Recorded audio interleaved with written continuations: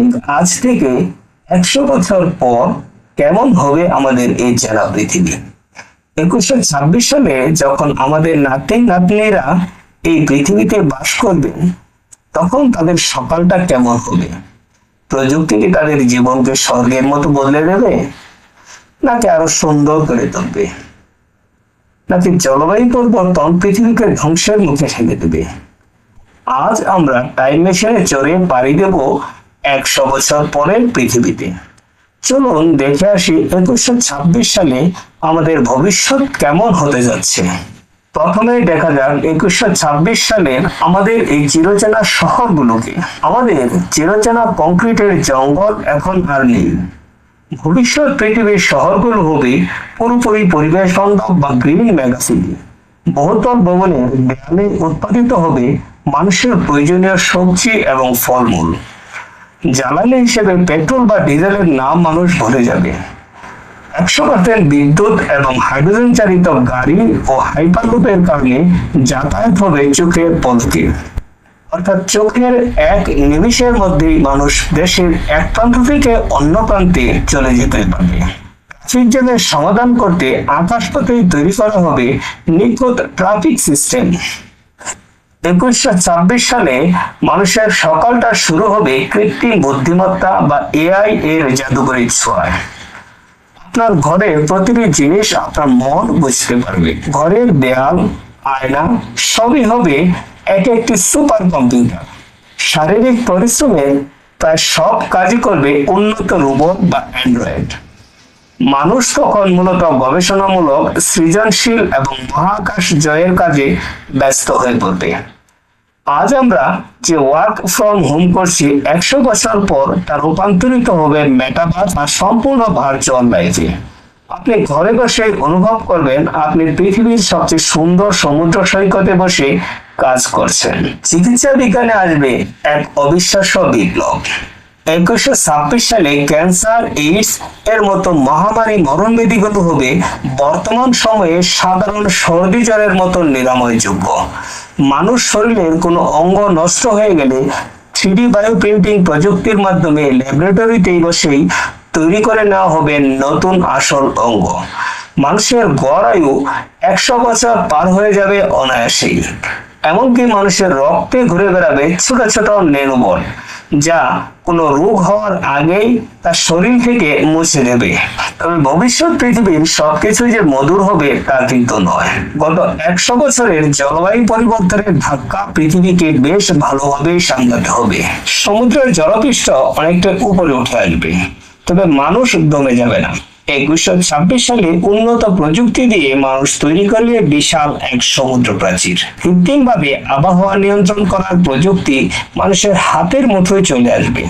যেখানে বৃষ্টি দরকার সেখানে কৃত্রিম মেঘ তৈরি করে বৃষ্টি বানানো হবে। তবে আজকের অনেক চেনা দ্বীপ বা উপকূলীয় অঞ্চল হয়তো পুরোপুরি পানির নিচে চলে যাবে। 2126 সালে সবচেয়ে বড় রোমাঞ্চ হবে মহাকাশ জয়ে। পৃথিবী তখন আর মানুষের একমাত্র ঠিকানা থাকবে না। মঙ্গল এবং চাঁদের বুকে গড়ে উঠবে মানুষের স্থায়ী শহর। মঙ্গল গ্রহে জন্ম নেওয়া প্রথম প্রজন্মের মানুষ ততদিনে 100 বছর পার করে দেবে। মহাকাশ ভ্রমণ তখন আজকের বিমান ভ্রমণের মতোই সাধারণ বিষয় হয়ে দাঁড়াবে মানুষের কাছে। মানুষ হয়তো পৃথিবীর বাইরে অন্য কোনো গ্যালাক্সি বা নক্ষত্র মণ্ডলী প্রাণের খোঁজে তখন আরো অনেক দূর পাড়ি জমাবে।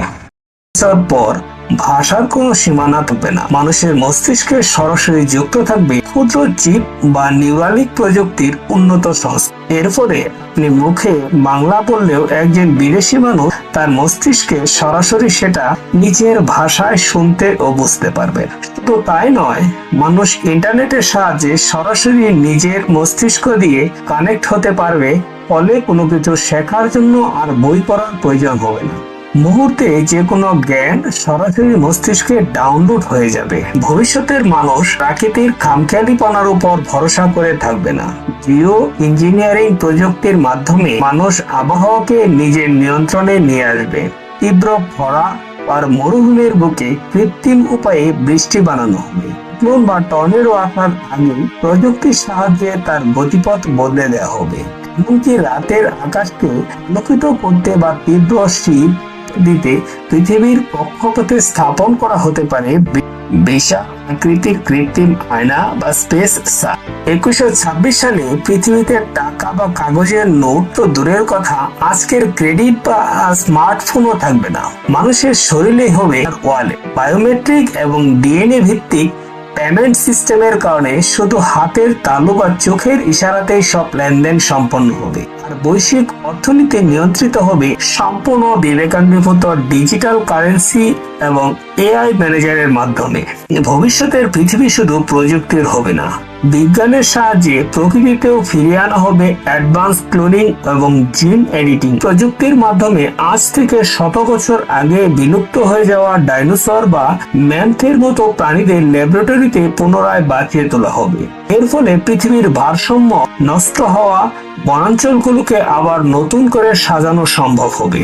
আগামী 100 বছর পরে পৃথিবীর জনসংখ্যা যখন প্রায় 1000 কোটি ছুঁয়ে যাবে, তখন মানুষের খাদ্যের চাহিদাও বদলে যাবে। 1926 সালে প্রথাগত চাষাবাদের পাশাপাশি ঘরের ভেতরে উলম্ব পদ্ধতিতে পার্টিকেল ফার্মিং এর মাধ্যমে বহুগুণ বেশি ফসল ফলানো সম্ভব হবে। শুধু তাই নয়, পশুপালন না করে সম্পূর্ণ পরিবেশ বান্ধব উপায়ে ল্যাবরেটরিতে তৈরি হবে পুষ্টিকর এবং সুস্বাদু মাংস। অপচয় রোধ করতে প্রতিটুকু খাবারের পুষ্টিকর নিয়ন্ত্রণ করবে এআই। ফলে 2126 সালে পৃথিবীতে ক্ষুধার সমস্যা থাকবে পুরোপুরি দূর অতীতে। তো বন্ধুরা 2126 সালের এই পৃথিবী দেখতে কেমন হবে তা কিন্তু আজ আমরা কি করছি তার উপরই অনেকটা নির্ভর করে। যদি আমরা প্রযুক্তির সঠিক ব্যবহার করি, পরিবেশকে রক্ষা করি এবং সম্পদের অপচয় বন্ধ করি, তবেই আমাদের ভবিষ্যৎ প্রজন্ম একটি স্বর্গীয় পৃথিবী উপহার পাবে। আজকের এই টাইম ট্রাভেল আপনার কেমন লাগলো? 100 বছর পর পৃথিবী কি সত্যি এমন সুন্দর হবে, নাকি মানুষের ভুল সিদ্ধান্তের কারণে ধ্বংস হয়ে যাবে? আপনার মূল্যবান মতামত অবশ্যই নিচের কমেন্টে জানান।